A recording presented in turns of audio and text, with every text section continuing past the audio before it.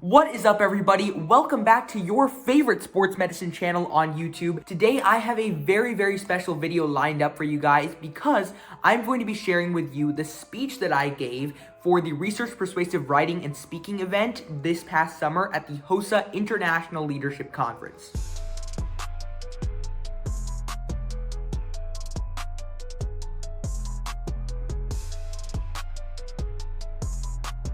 Really quick though, if you are already familiar with everything I said, if you're maybe watching this video to get ideas for the Research Persuasive Writing and Speaking event in HOSA, go ahead and skip to the part of the video where I'm giving my speech. I've linked the timestamp below in the video so you can skip there pretty easily. Otherwise though, let me quickly describe what exactly this video is about right before we get into the speech. So first, I'll quickly talk about what exactly HOSA is. I'm just going to give you a very brief kind of simplistic description, and if you'd like to learn more, you can go check out the link in the description or type in hosa.org into your search bar. So HOSA is an international student-led organization whose mission is to develop future leaders in the healthcare field and to promote really all aspects of healthcare. And it's composed of 200,000 members worldwide who, on a big picture level, I feel really hope to advance one or more of the various diverse ideals of healthcare on a societal level. So one of the most important pieces to HOSA is the HOSA competition. You can choose from a variety of events to compete in, and the one that I actually chose to do this past year was the Research Persuasive Writing and Speaking event. And in this event, they give you a prompt for the entire year. And the prompt for this past year was, is youth sports specialization beneficial or harmful? And you'll see my opinion on that during the speech. And so what you're asked to do in that event is at the local level, which is where you start, you're asked to write a 2-page essay. And then if you qualify for the state level, then you give a 4-minute speech to a panel of judges. And then if you qualify for the international level, you can revise your paper and you resubmit that, and then you give your speech again at the actual conference. And this past year, I was very happy to qualify for the International Leadership Conference, and so I went and gave my speech to the panel of judges this past June. I actually placed 8th in the Research Persuasive Writing and Speaking event. However, there was one main issue, that being that my event, along with pretty much every other HOSA event that is not a test event, is graded based on a rubric. And so my essay was graded on a rubric and my speech was graded on a rubric, and it's HOSA policy to not give the rubrics back to the contestants for privacy reasons. So I'm actually not sure what I could have done better to elevate from an 8th place to a 1st place, or what separated me from the people who defeated me in the competition. And so what I wanted to do was, because youth sports specialization is a sports medicine topic, oh my gosh, what a coincidence, I wanted to come on here and give you guys my speech and see what your guys' thoughts were. So please feel free to constructively roast me down below in the comments, preferably on my speech, but you know what, it's up to you. And along with your constructive criticism, please go ahead and leave any other thoughts you might have on this topic of youth sports specialization. Leave your own opinion. Do you think it's beneficial? Do you think it's harmful? Let me know what you think. But without further ado, now let's finally get on to the speech.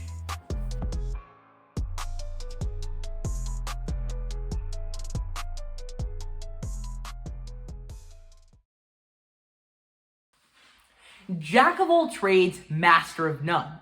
This famous proverb is often used to advocate for specialization and finding one's niche. But did you know that it actually first arose over half a millennium ago during the Renaissance for polymaths such as one William Shakespeare? In fact, the full quote by Shakespeare himself actually states, "Jack of all trades, master of none, but oftentimes better than the master of one." This signifies the importance of well-roundedness in comparison to having a singular focus, which particularly applies to our topic at hand today, youth sports specialization. So sports specialization is defined as intense, year-round training in a single sport with the exclusion of other sports. The popularization of certain star athletes such as Tiger Woods, who first appeared on TV at the ripe old age of just 2 years old, has led to many parents and coaches believing that specialization is necessary for their children to gain a competitive edge. But what go unreported are the success stories of athletes like Roger Federer, Steve Nash, and even Patrick Mahomes, who all played soccer in their youth prior to specializing in their individual sports. Research over the past decade has shown that the risks of specialization far outweigh the benefits for young athletes because it negatively affects both their physical and psychosocial health. So first, youth sports specialization is detrimental to a young athlete's physical health. Excessive training in a single sport exerts certain muscle groups consistently, but it leaves the unexercised muscles weak and prone to injury. A 2015 study from Loyola University Chicago found that specialized athletes had over twice the risk of sustaining an overuse injury compared to unspecialized athletes of the same age. Investigators at the Children's Hospital in Phoenix, Arizona further reported a 4-fold increase in patellofemoral overuse injuries in specialized athletes, such as Sinding-Larsen disease and Osgood-Schlatter disease. And a third study from the University of California, San Francisco found that NBA players who were multi-sport athletes in high school were 20% less likely to sustain a major musculoskeletal injury and demonstrated greater longevity than those who only played basketball in high school.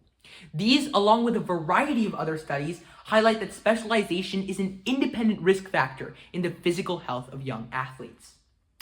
Now, along with the physical detriment, youth sports specialization is also extremely harmful to the mental health of young athletes.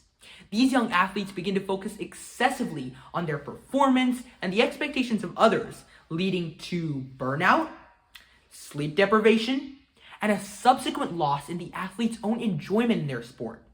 A 2020 meta-analysis of 8 studies featuring 1,500 adolescent athletes found that the specialized athletes experienced far greater levels of burnout than the unspecialized athletes.